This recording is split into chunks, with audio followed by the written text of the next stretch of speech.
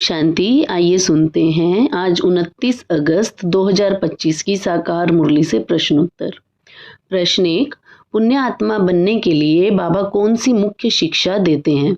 उत्तर, बाबा कहते हैं श्रीमत पर सदा चलते रहो और याद की यात्रा में गफलत मत करो। आत्म अभिमान में रहकर काम महाशत्रु पर विजय प्राप्त करो, तभी पुण्य आत्मा बन सुख धाम जा सकते हो। प्रश्न 2, अपनी सेफ्टी के लिए बच्चों को किससे बचकर रहना है? उत्तर, माया विकारों के पंजे से बचकर रहना है।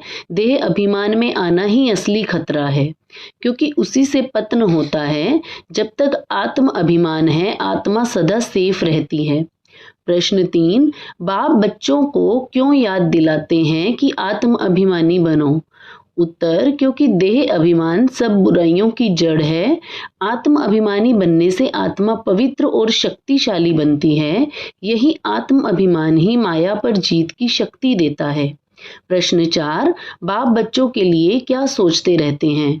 उत्तर, बेहद का बाप हमेशा बच्चों की सेफ्टी का फुरना रखते हैं। चाहते हैं कि कोई बच्चा माया में ना गिरे और सब पवित्र बन जाएं। उनका हर कदम बच्चों के कल्याण के लिए है। प्रश्न 5, बच्चों की सबसे बड़ी परीक्षा क्या है? उत्तर, देह अभिमान और काम महाशत्रु का तूफान ही सबसे बड़ा इम्तिहान है। इससे बचकर ही विजयी बनना है। जो इस पर जीतते हैं वही देवी देवता बनते हैं।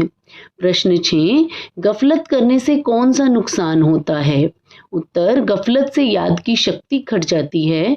आत्मा कमजोर होकर माया के जाल में फंस जाती है। इससे जीवन का असली लक्ष्य दूर हो जाता है। प्रश्न 7, गीता का युग किसे कहा गया है?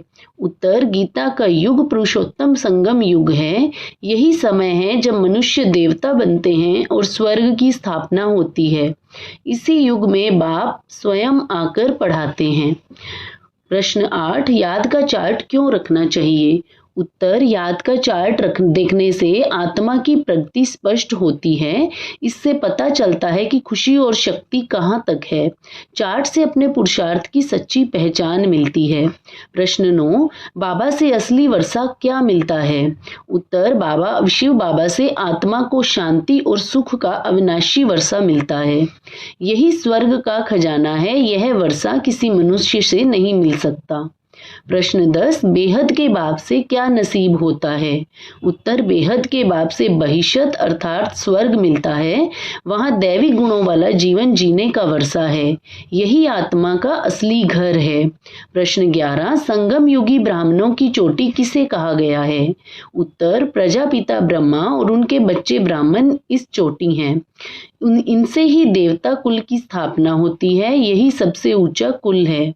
प्रश्न 12, मुख्य विघ्न किसमें पड़ता है? उत्तर, याद की यात्रा में सबसे ज्यादा विघ्न पड़ता है। इसी में आत्मा को परीक्षा देनी होती है। इसमें ही विजय या पराजय तय होती है। प्रश्न 13, माताओं और कन्याओं के लिए कौन सा वरदान है? उत्तर, उनके लिए मार्ग सहज है।